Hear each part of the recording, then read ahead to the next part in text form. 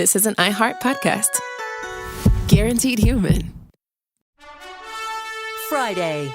Kick off the Winter Olympics in style with the opening ceremony from Italy, featuring a special performance by Mariah Carey. Celebrate the greatest athletes from around the globe as they come together to go for gold. Lindsey Vonn, sensational! The opening ceremony of the Winter Olympics. Ilya Malinin. Redefining the sport. Friday at 8 Eastern, 7 Central on NBC and Peacock. Body Bags with Joseph Scott Moore. Some have said over the years that geographically, and I'm only speaking about geography here, that California can be all things to all people. I've heard it said over the years as well that, in the same day you can go snow skiing, and then later on that same day, you can find yourself in the Pacific Ocean riding a surfboard. That's pretty amazing when you think about it. But just think for a moment. You live inland, back toward those beautiful mountains that if you've not paid attention to before when you fly into LA, they're snow-capped. That's pretty amazing, isn't it? They're snow-capped many times year-round, those high elevations. But just imagine, you're tooling along the road outside of Banning, California, and you find a girl in 1979, of course, and there, in a snowbank, not too far away, interestingly enough, from Palm Springs, California, which of course is a desert town, but in a snowbank, you find a young girl who has been raped and who has been beaten to death. And there is no one to blame for it. But you do have a lone individual that took time out of their day to see her and make the call that he had found a dead body. Today, we're going to talk about a cold case that has now been solved after many, many years. We're talking, of course, about the case of Esther Gonzalez. Coming to you from the studios at Jacksonville State University, this is Joseph Scott Morgan, and this is Body Bags. Dave, you have spent a good portion, or had spent a good portion of your life in California, and you were kind enough to remind me of that fact that many Californians talk about skiing in one day and surfing that same day, which is kind of amazing when you think about it. Because I got to tell you, anytime I go to LA, first off, I try to get in and out as quickly as I can, and quick in LA don't match most of the time. And I've never spent any time exploring the interior, and particularly in Southern California. Up in Northern California I have, but I've never taken time to go up toward that area around Big Bear and all of that, which I hear is absolutely gorgeous. Well, as a kid, you got to remember, I was a child growing up there. I was born in Hawthorne. I was raised in Orange County, Long Beach, and then Placentia, Yorba Linda, Fullerton, all in that area of Southern California. And it is a fact that you can drive up to Big Bear at certain times of the year, and you can go skiing or playing in the snow in the morning, drive home, get warmed up and eat some lunch, and then go to the beach that afternoon. But I always tell people that you've got to realize that the water on the West Coast is nothing compared to the East Coast or the Gulf of Mexico. Out there, it's funny. Remember the opening of the TV show, The Monkees? Hey, where the monkeys are. And it would show them running towards the ocean, and then they dodge the water as they run back out. People in the South don't understand that. Going to the Gulf of Mexico or the Atlantic Ocean, the water's warm. Yeah, the Pacific is cold. And it takes time, even in the dead of summer, to get used to that cold water. I don't know that you could ever get used to it. I've been, I've been to Muscle Beach and Huntington, and where else have I been? Redondo in particular. I had a friend that lived there, and look, it's beautiful. Yep. I mean, it is absolutely gorgeous. But if you take your shoes and socks off and you begin to stroll through there, you're freezing, man. It's and you think, well, that's California, and certainly if you go down, the Baja Peninsula, it's got to warm up. It doesn't. It doesn't. You can go all the way down into Mexico on the Pacific. The Pacific Ocean, in and of itself, it's cold. dictates weather systems that affect us all the way over here on the East Coast of the United States. But you get this environmental diversity that goes on out there and I think that that's one of the things that originally attracted people to California, that it is so incredibly beautiful. They call it the Golden State, I guess, for multiple reasons. Obviously, for the discovery of gold, probably, but for a myriad of other reasons as well. I had friends that got home from Vietnam, years and years ago, these old guys that I'd been in the Army with when I was a young guy. And they would tell me, when they got back to California and they were mustering out of the military, that California back then was one of the most beautiful places that they had ever seen in their life. And many of them settled out there. And, and I know your family did too. And then left. And then they left. We have a lot of them that have relocated to the South, not too far from us. But, you think about this case all the way back from 1979, and I was trying to, and I forgive me because I do this every single time we cover one of these cases that our friends at Othram are involved in. And I'll go ahead and bury the lead here and say that they are involved in this case. And one of the reasons we're covering it is because we believe strongly in what they're doing, Dave. I always think about where was I in 1979? And I think I was in junior high school, perhaps. I think that's where I was. I don't know what was in the top 50. I can't remember back that far, but I'm thinking probably Boss Gags and, I don't know, Doobie Brothers. I have no idea. Music was kind of cool. Funky Town by Lip Sync, My Sharona by The Knack. I Want You to Want Me by Cheap Trick. Wow. Holy smokes. Okay. Well, there you go. But we think about Esther Gonzalez, who, 17 years old, Joe. 17. Yeah. Think about that for a minute. She's 17. Yeah. She is the fourth of 7 children in her family, and she's going to walk a couple miles, again, 1979, a few years after the hippies and hitchhiking and all that. She's walking in an area that isn't that dangerous to be walking. You wouldn't do it now. In 1979, you would. She's walking from her parents' house in Beaumont, California, to her sister's house in Banning, California.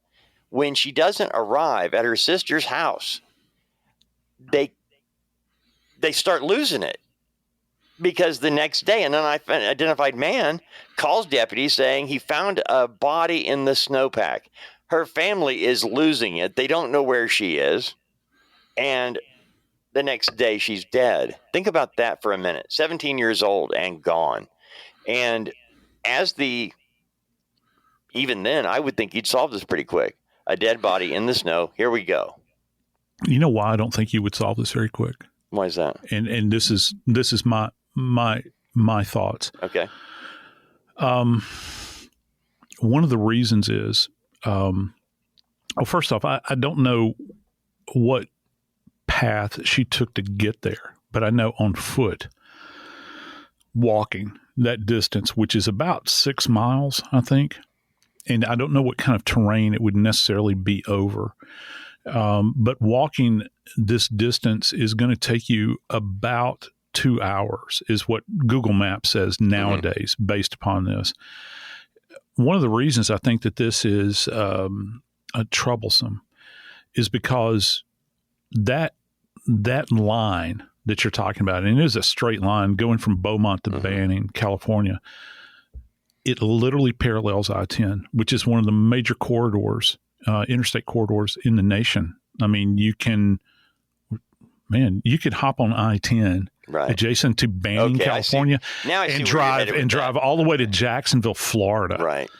And did you know I was actually involved? Well, I wasn't involved. I investigated a couple of cases. Please, I don't know. Maybe we need to edit that out. I was not involved, but I actually. Where were you? I investigated. I was part of a team that I think I caught 2 of the cases when I was in New Orleans. That case was called the I-10 killer. And we think that individual killed along the corridor from Jacksonville, Florida to Beaumont, Texas, not Beaumont, California, but that stretch. And of course, you're dealing with long haul truckers. That's what they're thinking. And so anytime I hear interstate and I find out that there is a location immediately adjacent to a major thoroughfare like I-10 or I-20 or I-40 or any of these, I'm thinking this is going to be a quick thing where someone has killed somebody and dumped their body. And it would be very easy to do. And hey, back then, one of the things that we didn't have were surveillance cameras at all. I don't even know that if there is a rest stop in that area that they would have even had CCTV. I would like to add that I now feel really stupid for saying I thought they would have had this figured out. It didn't occur to me about I-10. That corridor there. No, I mean, there's no need to feel stupid about it. It's just, I don't know. I've had enough experiences with working around interstates, either, and just to enumerate the ones I've been around, to kind of validate my experience. I-10, aforementioned I-10, I-75 in Atlanta, I-85, the 285 perimeter that goes all the way around Atlanta. And so all of these factor in.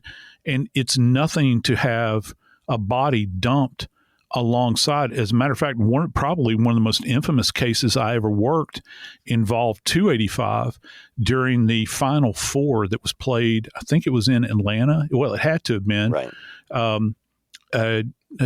Two fellows had strong-armed robbed a guy in one of the downtown hotels in Atlanta, stole his Final Four tickets after blowing his brains out in his car, dumping his body on 285, driving back into Atlanta, used his room to sleep in, attended the game. And you know where they were found, Dave? In Ohio, by an Ohio State trooper. And he pulled them over for, I think they were breaking center line or something like that. Wow. He walks up to the car, looks in the back of the car, and there's blood and brain matter all over the interior headliner of that car. And I had the results, laying on and it was freezing cold, laying on the ground there, on the interstate where his body was just kind of pushed out. And that gives you an indication. If you're adjacent to one of these major thoroughfares, you can just throw a body out, drive on, go about your business. How often do you and I travel down the interstate and you might see a bag laying alongside the road? Do you ever do this? Yeah. You see a bag laying alongside the road, and particularly given the fact of what line of work we're in now, and you think, I wonder what's in that. I wonder what's in that bag. I've always had that thought, because somebody can dump something along the side of the road and then they're gone. They're gone. They just vanish. And that's what we have here. We have a 17-year-old who was walking from one place to another with multiple miles in between, 2-hour walk, and she never makes it to her destination. The next day, sheriff's deputies get the call, found a dead body. Now, Joe, when you've called it the finder, the person who finds the body, are they the person that the police are going to look at and go, no matter how nice this person seems, no matter how honest they seem, they're the one calling in this dead body? We got to talk to this person. Absolutely. I never assume anyone's innocence, period. I don't care how kind. I can't imagine being one of your students, man. No, I'm just, Professor, I promise I studied. No, I'm jaded. But, I think that you have to have, because if you, let me just put it to you this way, on balance, if you're not jaded, then you can try to play it down the middle of the road. Okay. And you should, I guess, intellectually, but I'm suspicious of anybody that previously that I would, and I got to say some of that carries over into, just ask my kids. I'm suspicious of everybody, and the work itself has done that to me. So I don't know, I guess that's one of my big faults I need to work on. But yeah, because if you're not, then you're gullible. And people that commit homicides many times have serious psychopathology. And the thing about this is that people that present with psychopathology that you might not be aware of, guess what they are? They have the ability to be master manipulators. And just think, you're the family of Esther Gonzalez. And for all these years, you never knew what happened to your beloved daughter when the evidence was right in front of your face all along.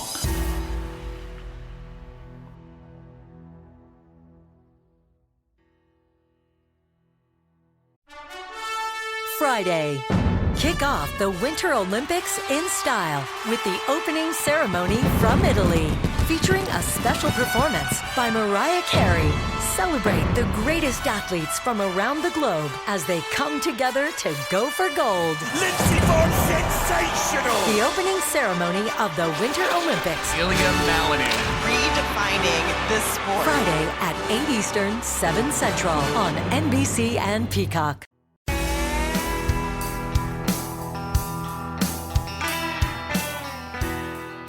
I know I kind of went down a rabbit hole with this, Dave, but relative to I-10 and that sort of thing. But Esther's remains were actually found in a snowbank that was along State Highway 243, which actually parallels I-10, or it's immediately adjacent to that area.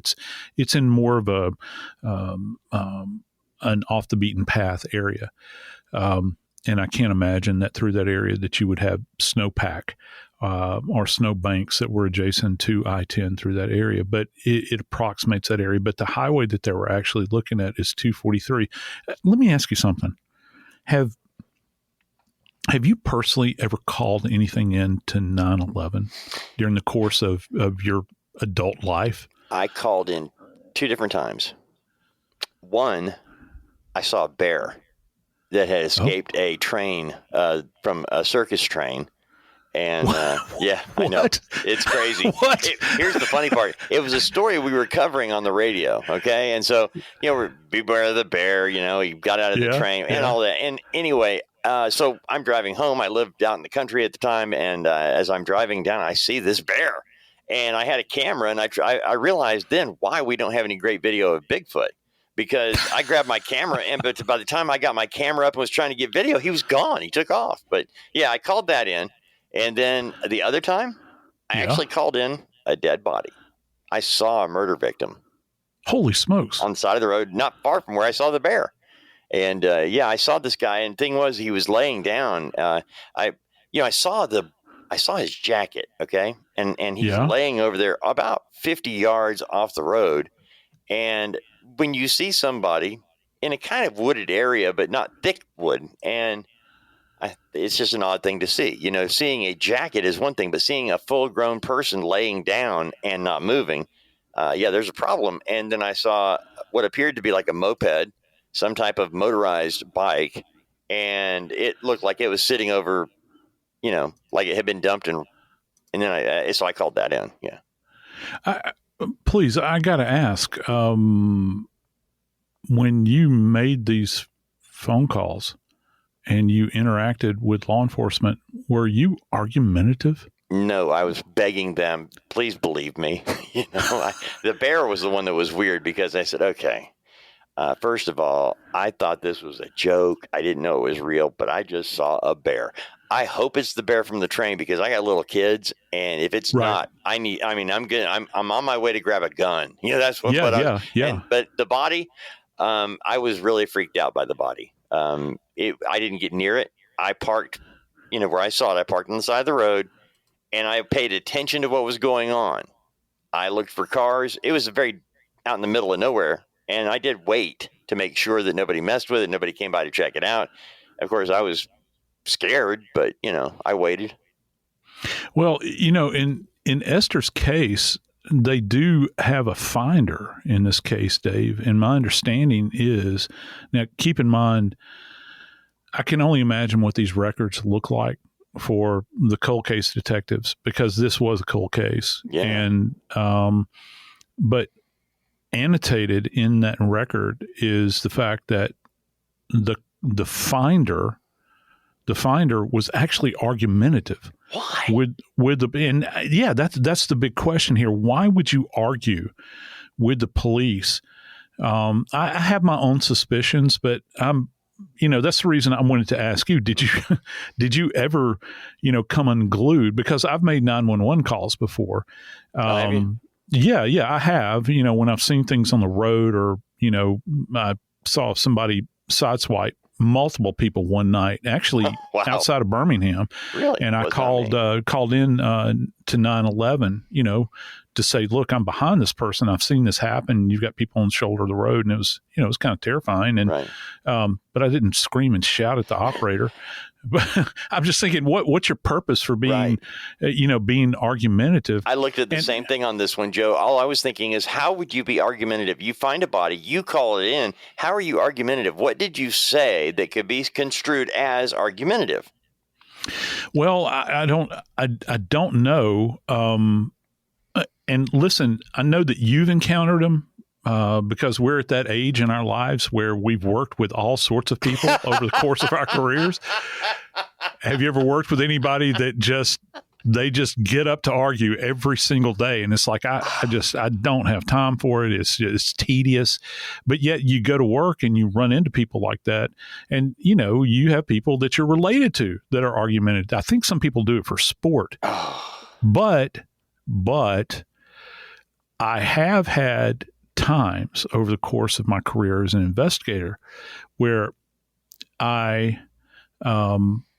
let's just quote Shakespeare here, which is one of my defaults, is I think he doth protest too much. You got somebody that's screaming and carrying on and acting a fool, as we say down here in the South, and you're thinking, dude, okay, we're happy you found the body, but why are you getting, and this is a term that cops used to use, I don't know if they still, why are you getting cakey with us? Cakey? And so, yeah, cakey. Yeah, why are it. you getting cakey with us? So I really wonder, what would be the motivation for a finder to get argumentative with the cops, unless the cops, as you had said, what was it you said just a second ago about the finder? I started running my mouth and I couldn't remember how I view a finder. And unless the cops were pressing his buttons to see if, kind of testing him to see if this individual was a suspect in this, because they know that they've got this young girl that's dead and she's discarded on the side of the road. What was his name, by the way? Well, Randy Williamson.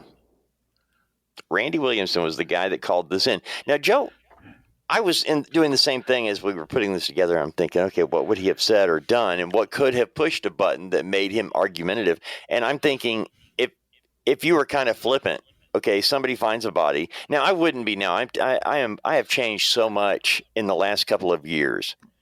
Things that I would have made jokes about before, I don't now.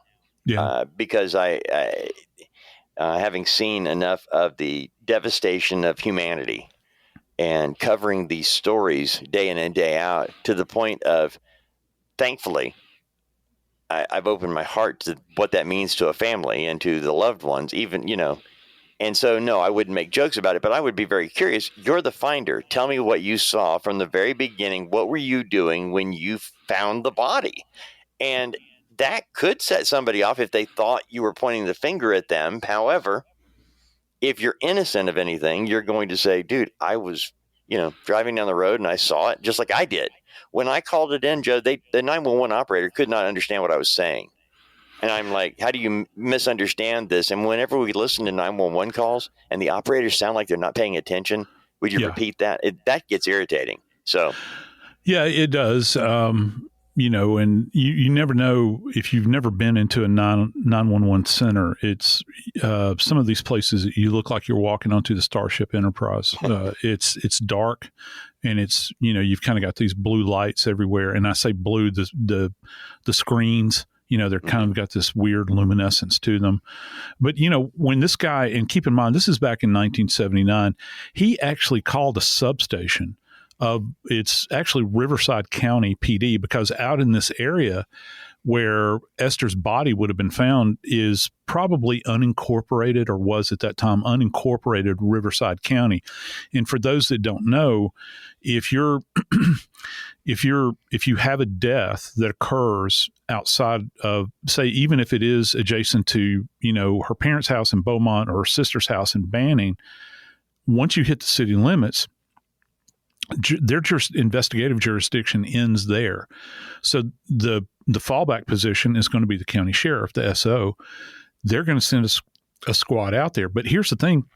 Apparently, according to these cold case reports, the individual, they didn't know who he was. They had to track him down, and that's one of the, he called the substation, when he called it in, they were asking him, basically, because it's like any kind of call that you do with public safety folks. They want to know, who is this person, male, female? Well, he was apparently arguing with them over the fact that he didn't know if it was a male or a female. And then he just kind of vanishes. And somehow the police were able to go back out and locate him and track him down. And that's where their initial investigation began with the case. Wow. Isn't that shocking that they had to track the guy down? And the fact that they not only had to, but that they could. But they get him in there and they're sweating him, because obviously you don't lose your cookies when you're just saying, this is what I did. I found this person and they're dead.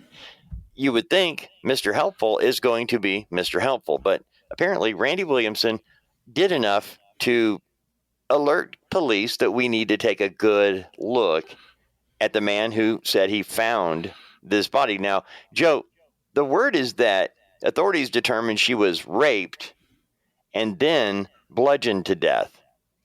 Raped and bludgeoned to death and then dumped on the side of the road.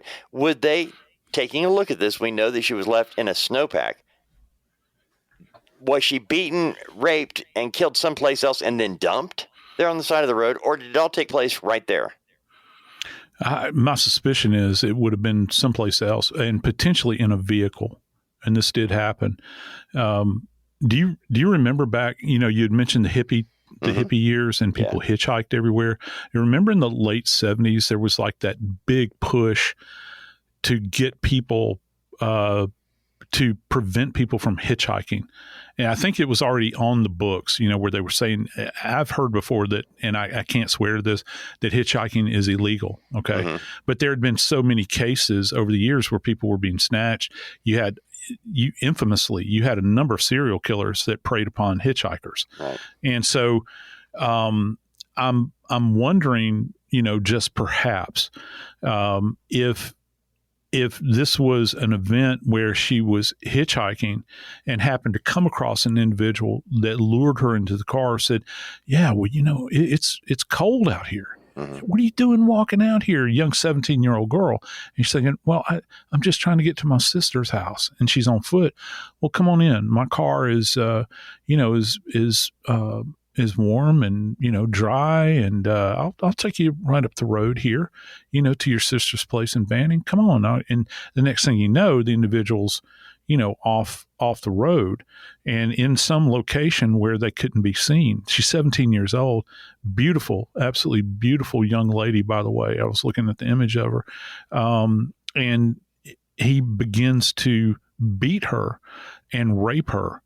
Now, here's the thing. That vehicle at that point in time, to me at least, if we go with the supposition that she was dumped, that vehicle is a rolling crime scene.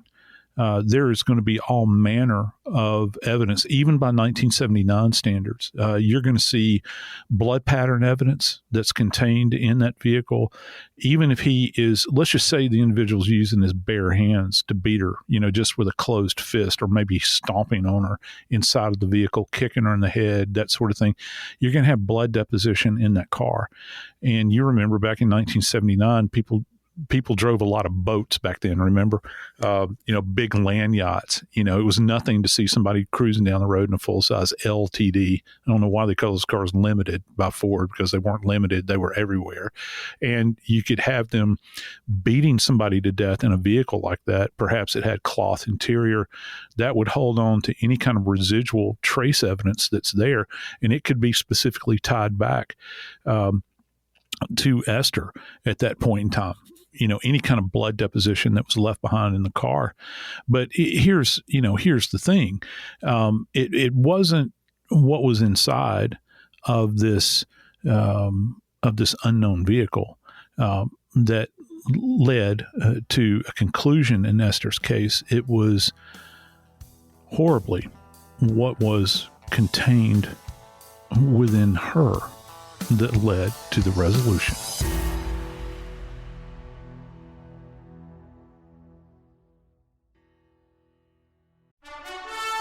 Friday. Kick off the Winter Olympics in style with the opening ceremony from Italy, featuring a special performance by Mariah Carey. Celebrate the greatest athletes from around the globe as they come together to go for gold. Lindsey Vonn sensational! The opening ceremony of the Winter Olympics. Ilya Malinin. Redefining this sport. Friday at 8 Eastern, 7 Central on NBC and Peacock.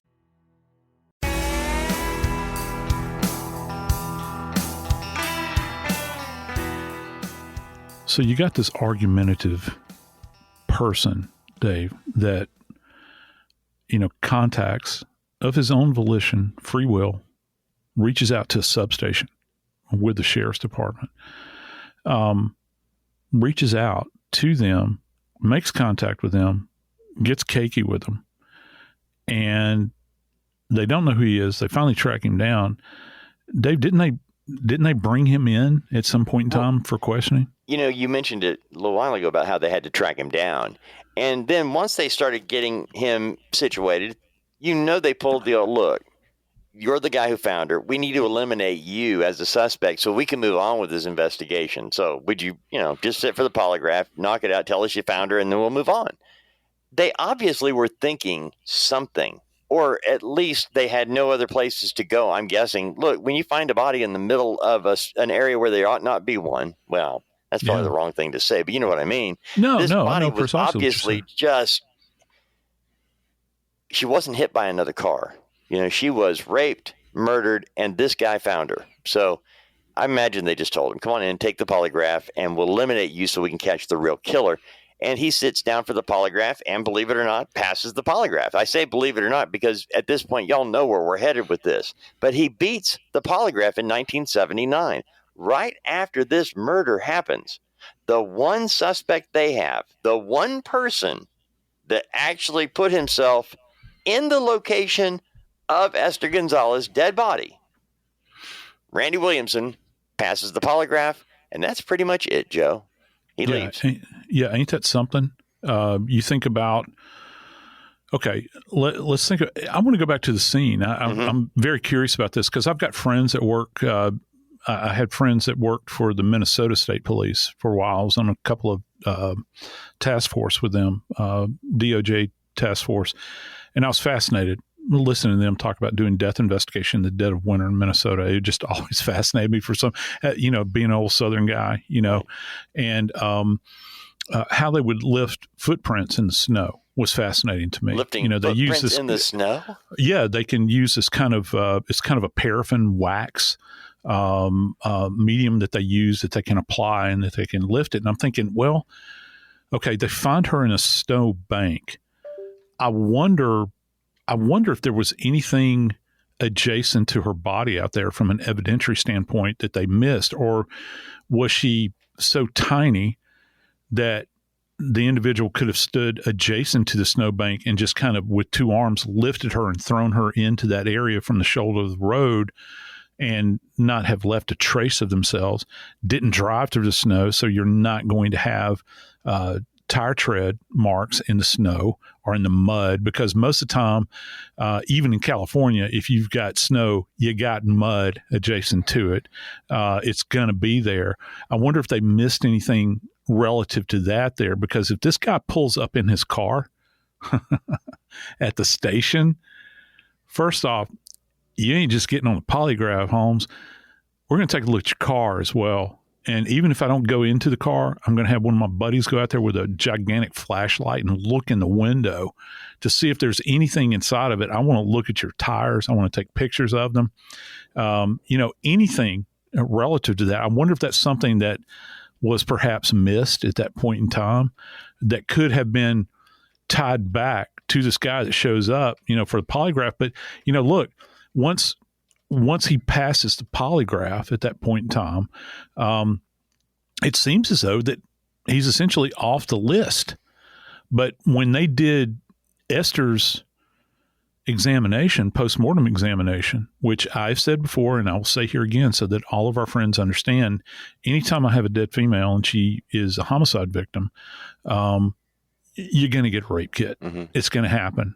It's just because I would rather have the pathologists that I work with over the years. I have yet to meet one that would work a female homicide and not do a rape kit. It's just, even in the most obvious circumstances of, I've had rape kits done on people that were killed in drive-by shootings. They're going to do a rape kit, which is going to be vaginal, rectal, and oral swabs. They're going to do hair pluckings, hair combings, because if you, when a rape kit, postmortem rape kit that is done, people don't realize this, and I don't want to be too grotesque here, but when there is, when you have sexual organs that are immediately in contact with one another, there can be transference of pubic hair. And pubic hair is, each individual's pubic hair is unique to them, obviously. So you do pubic hair combings, and you do them into a catch paper that's there, and you comb these hairs out, and any loose hairs that are there, you try to determine, is this hair shed from the victim or is it shed from the perpetrator? Because pubic hair will get commingled with one another because, it's naturally, got a curl to it. It'll kind of attach itself to other hairs, and it can easily, when you use these, it's literally a fine tooth comb, Dave, that it's used. It looks like something you would do with lice, and that's contained in the rape kit. And so you would have that as well. But what they did determine is that she had sperm deposition within her that they collected as a result of those swabs. And from 1979, they held on. They held on to every bit of this data. So, I mean, good on them, because this is a horrific crime from she's 17 years old back in 1979. I was going to say, Joe, look, when they had Randy Williamson, he was the only suspect they had. And after his polygraph, they don't have a suspect. And they did investigate. I mean, it wasn't like they just gave up. There was no other place to go. And like so many cases, if they're not solved quickly, other cases replace them and have to be done with. And it didn't just lay there with nothing. They took extra special care with the evidence. They actually stored it properly. They made sure that they did bring this case out. It didn't sit and collect dust. Whenever they had the chance to try to work it, when they had new information or new testing or something, they actually kept going back to it to see if they could find who did this. And over a period of years, it had been looked at several times. It just took the right amount of time with the right person, the right people looking into this investigation to actually determine what to do. And granted, it took many, many years, Joe. But as you mentioned at the beginning, our friends at Othram have really developed a reputation for solving the unsolvable. Yes, they have. And it's not simply about identifying unidentified bodies, which, by the way, they're all about. I mean, David has consistently stated that his dream, I think, is to whittle down the nameless list. But, they're called in on a variety of other cases, including homicides, unsolved homicides. That goes without saying. And this is to their credit. And it's because of the fact that they ran, I'm sure that over the years, they ran that sample through the database nationally to see if they would ever get a hit on anybody that was out there that may have entered into the system later on. I've always been of the opinion that once a sexual predator starts, they're not going to stop, because it's like this little burning fire within them. And this is the only way, through force and domination and hatred toward women, I think, specifically. Can you imagine I want people to understand what an animalistic thing this is to do to some innocent 17-year-old girl walking along the road, and you have no prior contact with her, and you drag her into your vehicle and you beat her until she is dead after you've raped her. What type of person, would do this sort of thing? It's always been fascinating to me that you don't get other hits. When you're looking at CODIS, in the CODIS system, that this person quits. Now, there's a lot of people that say, for instance, if you have like this kind of sexual sadist predator type of person that's out there, they might age out. That was stated, I think, relative to, I heard my friend Paul Holes make that comment about the Golden State perpetrator, where they felt as though that he had gotten to a point in life where he was too old to perform sexually any longer. And so he would drop off the face of the map. You'd have these events that would either be incomplete or you just wouldn't pursue them any longer. You just didn't have the will to do it because of age. But you never know what kind of crooked path someone's life is going to, go down after they've intersected with an innocent like Esther, Dave. Joe, as we were looking over this case, and I kept thinking about the detectives there was an emotional attachment to this case that they had to find a solution. And I really go back to 17 years old in 1979. She's just walking from her mom and dad's to her sister's, and this most heinous thing has been done to her, beaten to death, raped, and dumped like trash on the side of the road. They never gave up. She was always there on their mind, in their files. And over the years of trying to find, the homicide team continued to investigate. They didn't just let it sit there. I think that's to their credit, because I think a lot of times we tend to look at things and think, well, they haven't solved it. They must not even be thinking about it anymore. And all I can think of is the family. When 2023 rolls around and detectives bring this case out again, and they're looking at it going, here's some evidence. We've got this lab in Texas. Let's see what they can do. Let's send this to them and see what they can come up with. And Joe, it boggles my mind, because it's not just science. There's a lot of detective work going on here. They actually at Othram, yes, they take the genetic, the DNA, but to break down a family tree where a lot of the branches are broken, it's a difficult task. And all they've got to do is find one relative somewhere down the line that has either been arrested and had their DNA, or they've sent it up to 23andMe or whatever, site. It's like, it's so arbitrary. Yeah, you would think that it is, but there's a geometry to it that's kind of beautiful when you think about it mathematically. When you talk to David and Kristen at Othram, their minds are so much bigger than mine could ever be. I would love to have them on Body Bags with us sometime to talk about what the. I really would. They're rock stars. I mean, they're absolutely rock. All I could think of is, Joe, I really don't have the vocabulary for this conversation. You met them at CrimeCon. Yes. I remember, but they're salt of the earth people. And the thing about it is they've just got a kind, tender heart.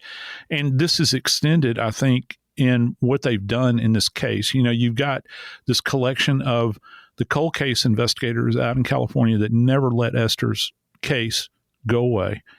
You've got the efforts of Othram where they're working day and night, to help people that approach them, that come to them. And then, what was developed from Esther's case at that autopsy so many years ago, because they took the time to do the examination and to do all of the collections, it actually wound up marrying up at another autopsy, Dave.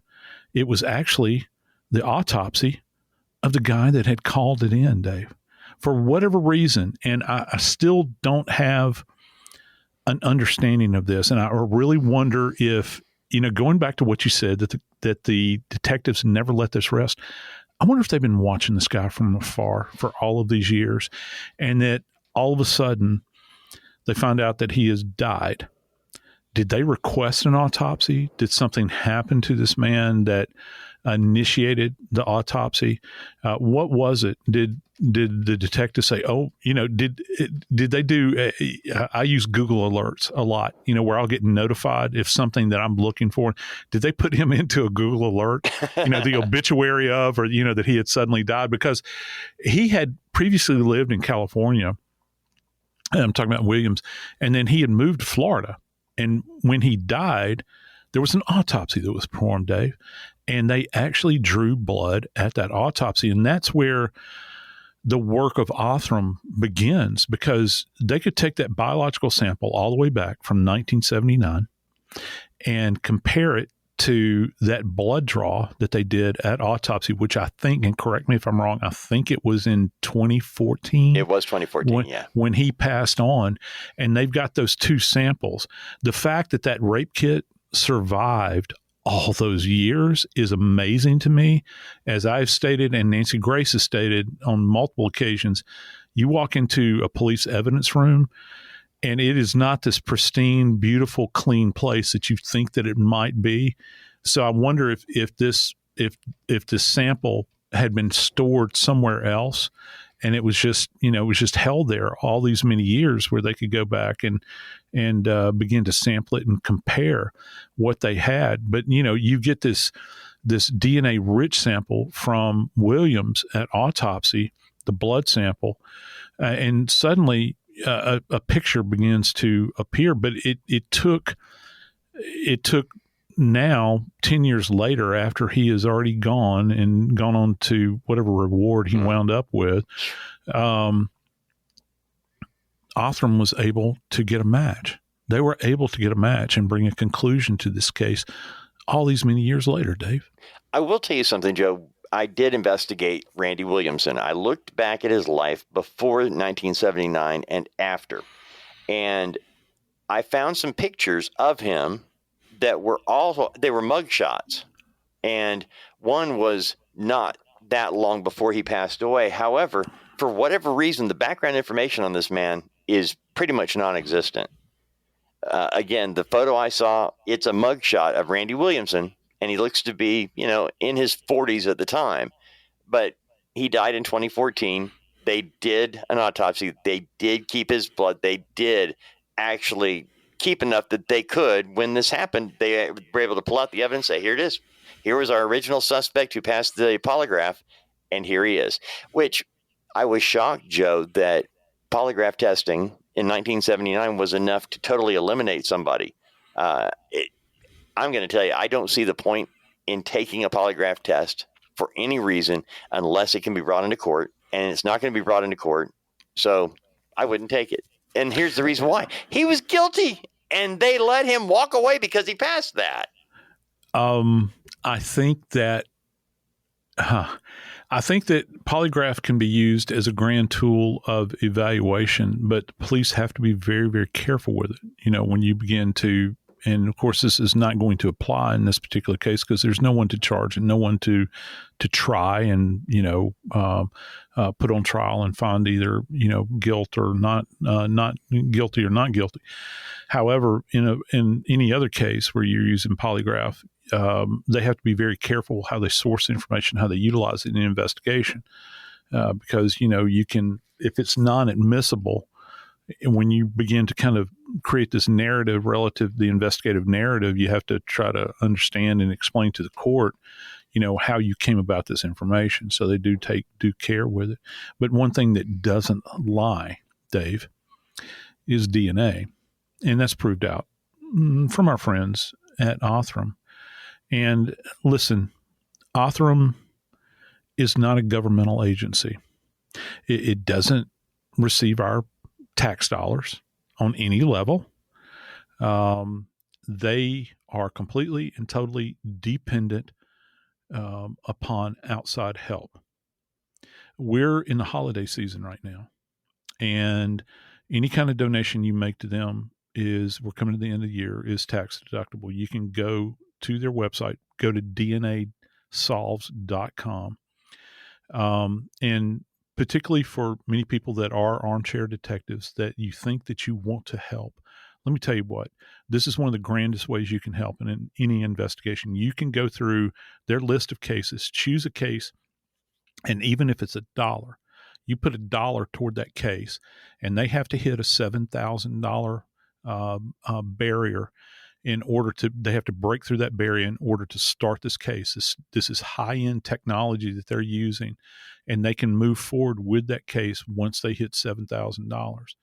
And just think, all those empty chairs at Thanksgiving, at Christmas dinner, all around the country that people are missing from. You don't know where they are or whatever happened to them. Any dollar that you could donate to them might be that thing that turns a case around, that gives a family resolution. As you know, I never believe in saying closure because these families never have closure, but it gives them answers. It gives them answers. I'm going to be donating coming up here to the end of the year to dnasolves.com, and I'm going to do it proudly because I know out there are so many cases that I've stood over skeletal remains over the course of my career, and I had no answers. If there's something that I can do to help just one case, I'm going to do it. I urge everybody to give and give freely. I'm Joseph Scott Morgan, and this is Body Bags.